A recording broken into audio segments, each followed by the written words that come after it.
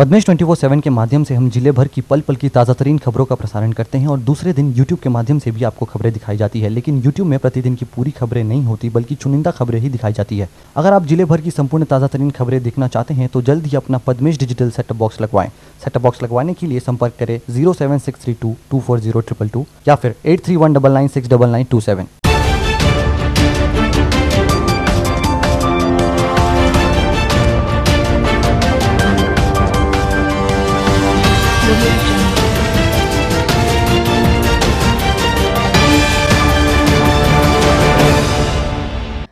नमस्कार, पद्मेश 24/7 में आपका स्वागत है। मैं हूं अर्चना मिश्रा। आगे बढ़ने से पहले सबसे पहले एक नजर आज की हेडलाइंस पर।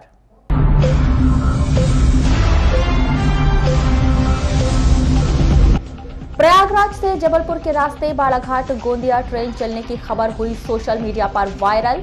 अधिकारियों ने कहा उनके पास नहीं कोई आदेश।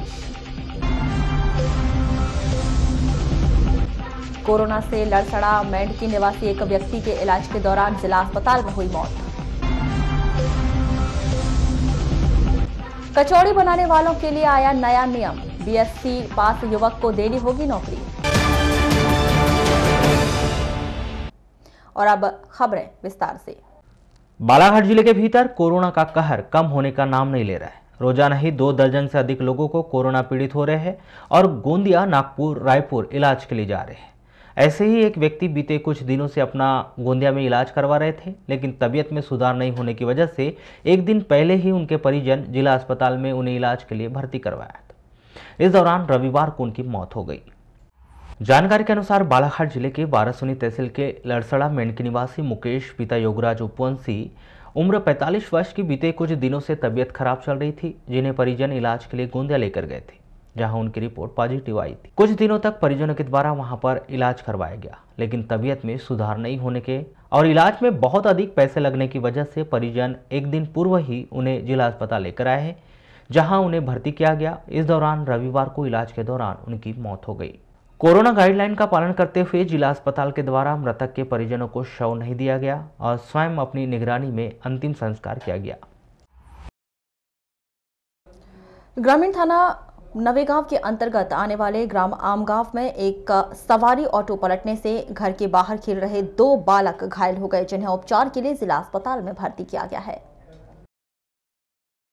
घायलों में आमगांव निवासी 10 वर्षीय हिमांशु, पिता संतोष बघेल और 15 वर्षीय निकेश, पिता लाला वासनिक के नाम का समावेश है, जिनका जिला अस्पताल में उपचार जारी है। जानकारी के मुताबिक रविवार की दोपहर आमगांव के कुछ लोग ऑटो में सवार होकर किसी काम से बालाघाट आ रहे थे, तभी संतोष बघेल के घर के पास ऑटो अनियंत्रित होकर पलट गया, जिसमें हिमांशु और निकेश घायल हो गए। भरवेली थाना क्षेत्र के अंतर्गत आने वाले ग्राम पायली में एक युवक को लव मैरिज की बात बिगड़ना इतना नागवार गुजरा कि उस युवक ने खेत में डालने वाले कीटनाशक का सेवन कर लिया। युवक का नाम ग्राम पायली निवासी 26 वर्षीय संजू सोनी बताया गया है, जिसकी तबीयत बिगड़ने पर उसके परिजनों ने उसे उपचार के लिए जिला अस्पताल में भर्ती कराया है। जानकारी के मुताबिक युवक युवती दोनों एक दूसरे से लव मैरिज करना चाहते थे, जिसके चलते युवक और युवती के परिजनों के बीच विवाद हुआ और हाथापाई हो गई, जिससे लव मैरिज करने की सोच रहे युवक युवती की बात बिगड़ गई। इसी बात से नाराज युवक संजू सोनी ने खेत में डालने वाला कीटनाशक का सेवन कर लिया। जी, इन्हें ऐसा हुआ था, इनका जैसा भी था, जो ये प्यार करते थे, जैसा भी करते थे, तो मंजूर था लड़का, लड़की भी मंजूर थी, लेकिन उसे घर में बहकाने के बाद में उन्हें बोल दिए कि नई लड़की को मना है, तो लड़की भी बोली नहीं कि शादी करूँगी तो मैं संजू से करूँगी, तो वो किसी से नहीं करती मैं, इस टाइप के उन्हें बोले। तो लड़का ने बोला कि तू मेरे घर के तैयार है, लड़की के माँ बाप तैयार नहीं है, इस टाइप के। तो उन्होंने बोले कि इसने बोला कि तू तैयार है, मैं तैयार हूँ, तो उसमें कौन सी बड़ी बात है, और तू तैयार नहीं है तो मैं जहर खा लूँगा। इस वजह से उन्होंने जहर खा लिया। जबलपुर बालाघाट गोंदिया ब्रॉडगेज पर प्रयागराज जबलपुर नैनपुर बालाघाट के रास्ते गोंदिया से होते हुए चेन्नई ट्रेन शुरू किए जाने की एक खबर सोशल मीडिया के माध्यम से रविवार को बहुत ज्यादा वायरल हुई। इस विषय पर जब हमने बालाघाट स्टेशन के वरिष्ठ स्टेशन प्रबंधक HL कुशवाहा से चर्चा की तो उन्होंने बताया कि उनके पास ऐसे कोई आदेश नहीं आए हैं। बता दें कि रविवार को सोशल मीडिया पर एक पत्र बहुत ज्यादा वायरल हुआ था जिसमें आधा दर्जन से अधिक ट्रेन शुरू किए जाने के विषय में जानकारी थी। इस पत्र में एक बात खास थी जिसमें स्पष्ट लिखा हुआ था कि प्रयागराज जबलपुर बालाघाट के रास्ते गोंदिया होते हुए एक ट्रेन चेन्नई तक चलेगी। खबर बालाघाट जिले से जुड़ी थी। इस कारण बालाघाट जिले के सोशल मीडिया प्लेटफॉर्म पर यह खबर बड़ी तेजी से वायरल हुई।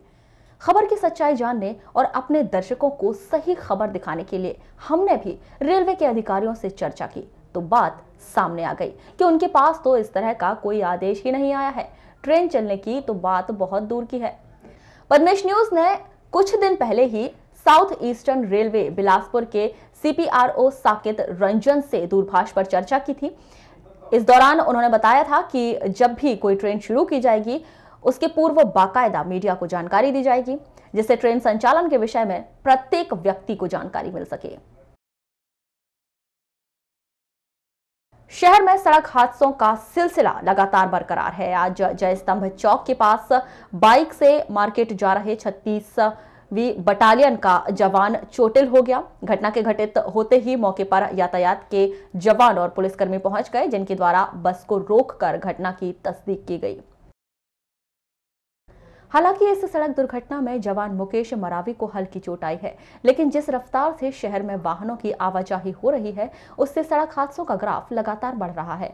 वाहनों की रफ्तार पर यदि अंकुश नहीं लगाया गया तो सड़क हादसों का दौर नहीं थमेगा। बता दें कि सरेखा चौक में बीती रात हुए सड़क हादसे में एक व्यक्ति की मौके पर ही मौत हो चुकी है। इसके अलावा कुछ दिन पूर्व इस चौक में सड़क दुर्घटना में काफी लोग घायल हो चुके हैं। शहर में हो रहे सड़क हादसों को लेकर आमजन के द्वारा वाहनों की रफ्तार पर अंकुश लगाने की जिला प्रशासन से मांग की गई है। मुकेश मेरा ही। तो कहाँ जा रहे थे आप? अब मैं मार्केट जा रहा था। अच्छा। तो शायद उनको कंट्रोल होगा नहीं, प्रशासन नहीं तो कंट्रोल कर ले, लोग भाइयों को थोड़ा सा ले सबको लेके चले। तो आप गाड़ी में अकेले थे क्या? हाँ अकेला था। जैसे कल भी एक सरेखा चौक में घटना हुई। हाँ इनको लेके मैं बहुत मतलब एक्टिव हूँ कि यार सब लोग एक दूसरे को लेके चले। बट कैसे सबसे बड़ी चीज़ ये है कि गाड़ी सबसे फास्ट चलती है, इसी थोड़ा सा कंट्रोल कर ले। कम से कम शहर में तो कम से कम धीरे चलना। शहर में सिटी में सबसे ज़्यादा इस बात के कंट्रोल करें कि आप लिमिटेड रहते कि स्पीड से 20% है कि लिमिटेड रहे। ऐसे क्रॉसिंग करते शहर की सिटी से बाहर जो भी है 30% है 50% चले। आम आदमी की सेहत के प्रति अन्य राज्यों के साथ साथ मध्य प्रदेश शासन भी बेहद ही जागरूक दिखाई दे रहा है, लेकिन इस जागरूकता की वजह से खाद्य सामग्री बनाकर बेचने वालों को आगामी दिनों में परेशानी हो सकती है। वहीं दूसरी ओर कुछ पढ़े लिखे युवाओं को रोजगार भी मिल सकता है। ऐसा इसलिए क्योंकि खाद्य सुरक्षा अधिनियम 2021 के तहत शासन ऐसे नियम बनाए गए हैं जिसका पालन करना व्यापारियों के लिए मुश्किल होगा। इस नियम के तहत कचौड़ी सहित अन्य खाद्य, पापड़, भुजिया, रसगुल्ला, समोसा, नमकीन, मिठाई सामग्री बनाकर बेचने वालों को फूड लाइसेंस लेना जरूरी होगा। तो वहीं उन्हें अपने कारखानों में एक BSc केमिस्ट्री पास युवक को नौकरी पर रखना होगा जो खाद्य सामग्री की क्वालिटी कंट्रोल की जांच करेगा। खाद्य सुरक्षा अधिनियम के तहत खाद्य सामग्री बनाकर बेचने वाले ऐसे लोगों को 2 कैटेगरी में बांटा गया है। पहली कैटेगरी 12 लाख तक कम बिजनेस करने वाला होटल संचालक और दूसरी कैटेगरी 12 लाख से अधिक बिजनेस करने वाला होटल संचालक होगा। इसमें वे लोग भी शामिल हो सकेंगे जो सड़क किनारे दुकान लगाकर लाखों का व्यवसाय करते हैं। ये आदेश क्या है? जब ये नया एक्ट लागू हुआ था, खाद्य सुरक्षा एवं मानक अधिनियम 2011, 2006 एवं नियम 2011, जब ये 5 अगस्त 2011 को लागू हुआ था, उस समय उसमें स्पष्ट निर्देश थे कि जो भी खाद्य सामग्री का विक्रय करता है या विनिर्माण करता है उन्हें 12 लाख के अंदर का अगर बिजनेस करता है तो उससे पंजीयन लेना अनिवार्य है, और यदि वो 12 लाख से अधिक का बिजनेस करता है तो उसे लाइसेंस लेना अनिवार्य है। पंजीयन का शुल्क जो है 100 रुपये प्रति वर्ष के हिसाब से लिया जाता है, जबकि लाइसेंस का जो शुल्क है वो 2000, 3000, 5000 और 7500 रुपये तक का जो है वो उसकी क्षमता के अनुरूप लिया जाता है।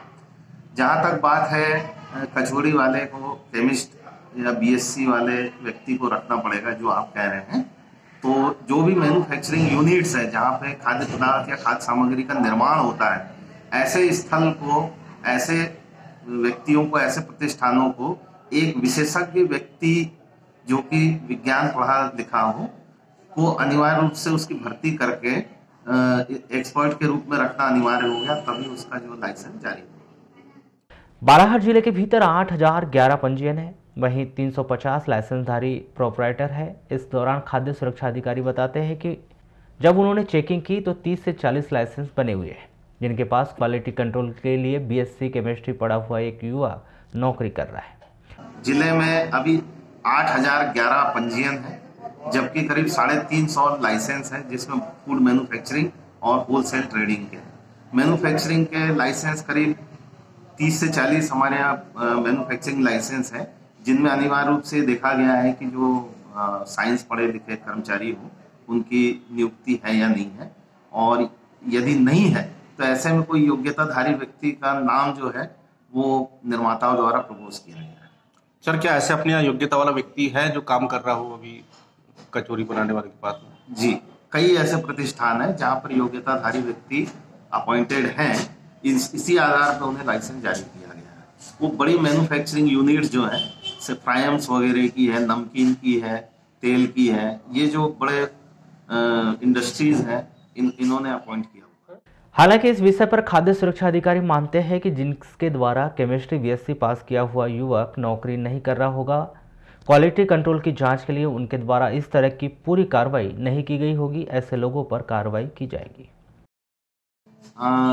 देखिए, आवेदन के समय इनके द्वारा योग्यताधारी व्यक्ति का नाम दिया गया है, और निरीक्षण के दौरान ये हमने देखा भी है, कुछ जगह हमें मिले भी हैं, और यदि ऐसी स्थिति में नहीं पाए जाने पर उनके लाइसेंस निरस्त हो सकते हैं।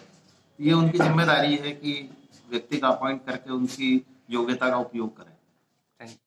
वहीं दूसरी ओर जब हमने शहर के कुछ होटल संचालक जो सेल के कारखाने में कचौड़ी, समोसा, नमकीन और मिठाई निर्माण करते हैं उनसे चर्चा की तो उन्होंने बताया कि इस नियम के विषय में उन्हें जानकारी ही नहीं है।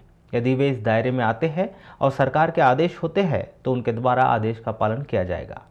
हालांकि जब हमने उन्हें बताया कि उन्हें अपने कारखाने में एक बीएससी केमिस्ट्री पास युवक को नौकरी पर रखना होगा जो आपकी खाद्य सामग्री की क्वालिटी कंट्रोल करेगा, यह उन्हें थोड़ा सा अटपटा भी लगा। जी, अभी सरकार ने कचौरी के ऊपर नई गाइडलाइन बनाई है कि जिसका 12 लाख से ज़्यादा का टर्नओवर है, 12 लाख है, उसको लाइसेंस और पंजीयन करवाना अनिवार्य कर दिया है। तो आपका कितना टर्नओवर है? हमारा तो 6-7 लाख रुपये हुए। तो आपने क्या पंजीयन करवाया क्या लाइसेंस बनवाया?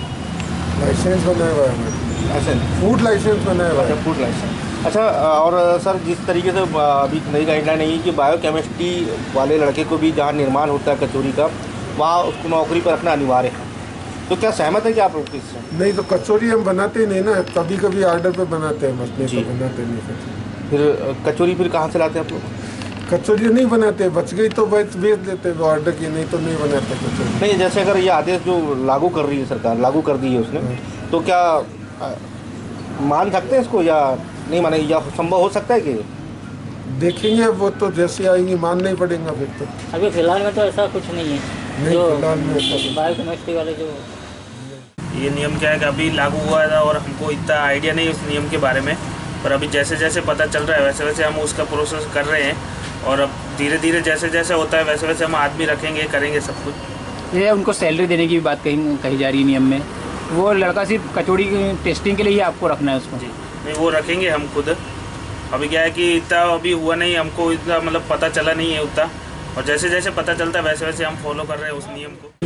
इसमें सरकार का जो नियम है तो फॉलो करेंगे, इसको कोई नहीं है करेंगे। उसमें एक और नियम है 12 लाख से ऊपर। हाँ, वो सब बोलेंगे, करेंगे हम, सरकार का फॉलो पूरा करेंगे, कोई दिक्कत नहीं है भैया। तो ये मतलब एक लड़का अपॉइंट करेंगे आप लोग? लड़का वो जो भी टर्नओवर होंगे तो इसके हिसाब से हम कर करेंगे, चलता है। आप लोग का टर्नओवर कितना है अभी? अभी तो दे रहे हैं, 2 कम ही है, जो भी है देख के बताएंगे। हमारा क्या सब करा हुआ जीएसटी वगैरह सब लिए हुए हैं, तो जो भी हम सरकार करेंगे जैसे हम आदेश करेंगे सरकार का पालन करेंगे। तो ये थी अभी तक की खास खबरें। अगले न्यूज बुलेटिन के साथ फिर मुलाकात होगी, तब तक के लिए नमस्कार।